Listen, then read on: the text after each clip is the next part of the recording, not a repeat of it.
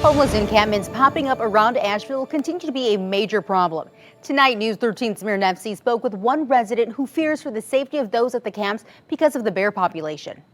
Shayne Sewell has lived in the Asheville area for the past 13 years. She believes more housing locations for the homeless need to be addressed by the city, explaining a recent camp by her condo has been overtaken by a family of bears.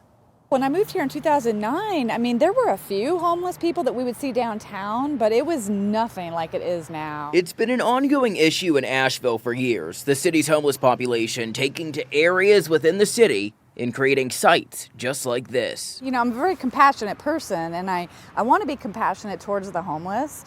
I want to be, I want them to have a solution, a place to go, a roof over their head. Sewell says the camp popped up just off of Tunnel Road about 2 weeks ago. Is all the litter and the trash. I mean, you could see it. Who's going to clean that up?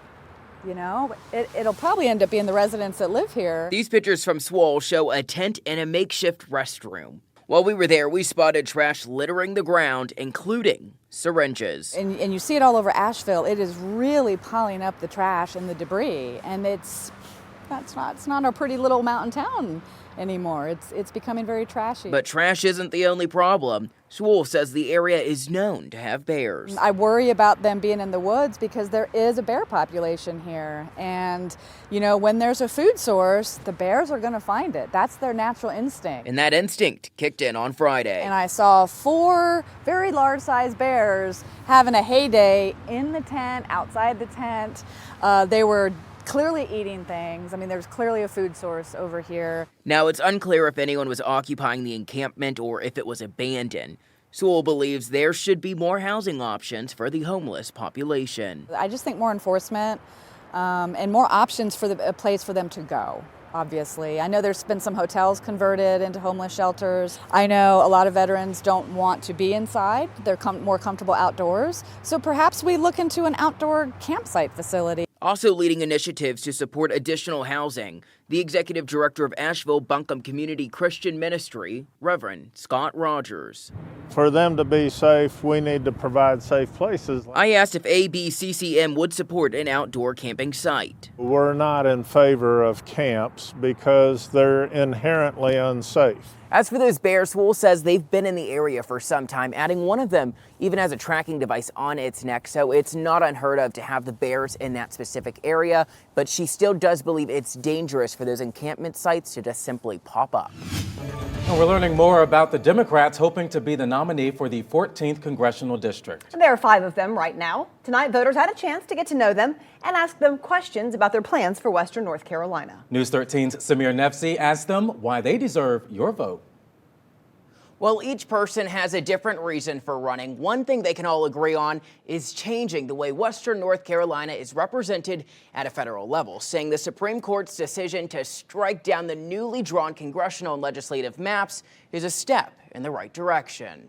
These are going to be your Democratic candidates for Congress. The race for the Democratic nomination for North Carolina's 14th Congressional District is on. The 5 hopefuls taking center stage, speaking to voters just a week after the state Supreme Court found current voting maps to be unconstitutional. Every single voter and every single citizen needs to have a voice. And that is exactly what the Supreme Court signaled to North Carolinians, that we are going to get our voice back. We suffer the consequences of gerrymandering in Western North Carolina especially, that we've refused to give teachers the pay raise they deserve.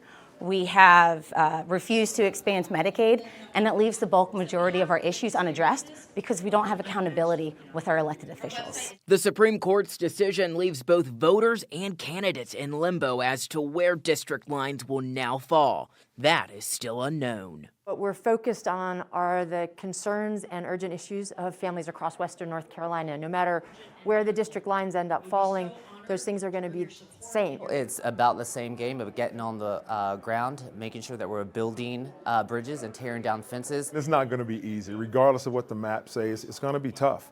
You know, we have an interesting district. We have the rural, right, rural North Carolina, but then we have an urban setting. Gerrymandering has been an ongoing issue for decades in the state. The voters aren't choosing their representatives at that point. The representatives are choosing themselves. North Carolina has a long-standing history of gerrymandering, and gerrymandering's unraveling our democracy as we know it. I think it's really important to have fair and free elections. The numbers don't lie. It's fiercely independent, and I mean that in terms of the number of unaffiliated voters we have. I think what we need is independent redistricting that's free from the partisan process and partisan agenda. We have decades and decades and decades of gerrymandered maps behind us. The courts ruled lawmakers must submit redrawn district maps by 5 p.m. on February 18th. Speaker of the House Tim Moore told News 13 just days ago that the maps are not yet finished, but they are planning on meeting that 18th deadline. Keep in mind, those maps will still be drawn by Republican leaders. A trial court will vote on the newly redrawn maps on February 23rd. It's just about the one-year mark for the Hendersonville Police Department's new chief. News 13's Kristen Aguirre sat down with Chief Blair Myhand for a look back at this year and what's next for the department. 365 days in office for Chief Blair Myhand. And between the riots and COVID, it has been a very busy and interesting year. Still, one of his main priorities is transparency. It's not the 50s anymore, I get it. Hendersonville Police Chief Blair Myhand is working to make sure his department is where it needs to be. It was very important for me to make sure that this agency is operating with current expectations and standards. And policies are updated. Because so much has changed just in the last 2 years. One of the first to change, the pursuit policy. And it's more restrictive than probably what it was before. Myhand will post these policies soon for everyone to see. The things that we do, it's not secret.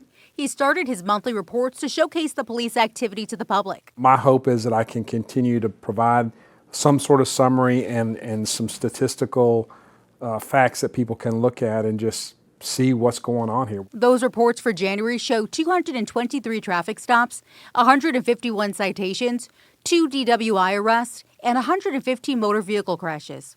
Open up our doors to the public and really ask for their input. That's just one suggestion from the city's new citizen advisory group formed by Myhand. I really believe we need to get back to some of the basics of police work, and it can't be an us versus them relationship.